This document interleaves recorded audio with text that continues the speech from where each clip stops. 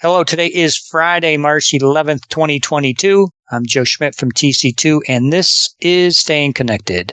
This is the second part of a two-part podcast where two of LB3's top attorneys, Sara Crifasi, who is of Counsel, and Kevin DiLallo, a senior partner, are discussing how your ISP is collecting massive amounts of data about you and selling it to third parties. Let's pick things up where we left off, and that is with Kevin giving us an answer to this question. Do these privacy concerns impact our enterprise clients, and if so, what can they do about it? Thanks, Joe. The answer to the first question is yes. Any enterprise that provides mobile devices to its employees should be concerned about these data collection practices. Data brokers consider location information to be the most valuable type of PI, that's personal information. And for that reason alone, enterprises should be aware of the risks of allowing third parties to track their employees' every move. Consider litigation filed against your company that depends on proving that certain employees were in certain places at a particular time.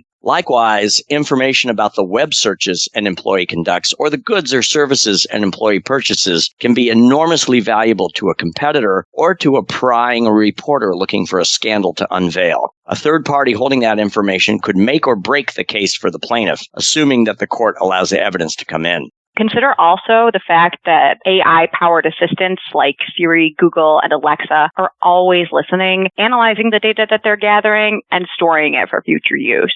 And even the microphones on company-issued or personally owned laptops can be hijacked for use as listening devices. The webcams on those devices can reveal users' whereabouts. Any computing device used for work, be it a phone, tablet, laptop, or desktop, should disable those electronic bugging devices when not necessary. Finally, even well-intended employees may find it irresistible to record a meeting, teleconference, or web-based video conference to preserve the information and avoid having to take notes. Not only could unannounced recording of these discussions be illegal depending on the state, but the recording itself, which at some point will be backed up to the cloud or elsewhere, could contain competitively sensitive or damaging information that could find its way into the media or a courtroom.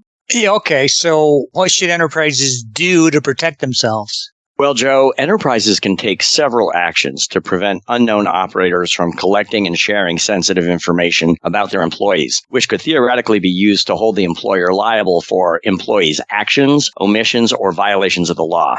Okay, let's hear it. Well, first, employers should limit work-related activities to enterprise-issued devices. Employees should be prohibited from using personally owned devices for any work-related calls, texts, emails, posts, or web searches, or for creating, reviewing, or editing any work-related document. It's simply too difficult to manage personally owned devices and the apps that they run, even if you require BYOD employees to install a mobile device management client on their mobile devices. While MDM solutions can go a long way toward protecting your data on portable devices, employee resistance to job-related control of their personal devices will create implementation issues and leave enterprise data vulnerable to unauthorized access. Requiring any employee whose job requires them to carry a mobile device, including a laptop, to use only employer-issued and controlled devices running enterprise-approved software and using enterprise-contracted communications and data services is absolutely necessary for data protection with a mobile workforce.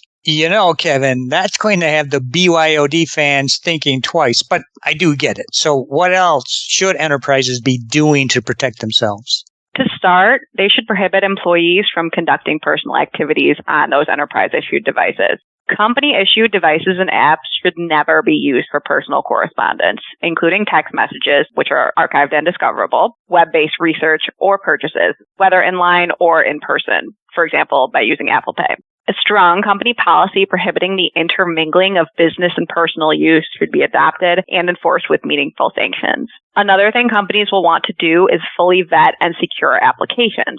Be sure that employees are unable to install any apps that your IT department has not fully evaluated and approved. That vetting process should include careful scrutiny of software licenses and terms of use, and, if necessary, conversations with the app developers to ascertain the scope of user data that they seek to collect and use, and to learn what measures they offer, if any, for users or licensees to manage that control and usage. And thanks for that, Sara. So, Kevin, is there anything else? Yeah, there is.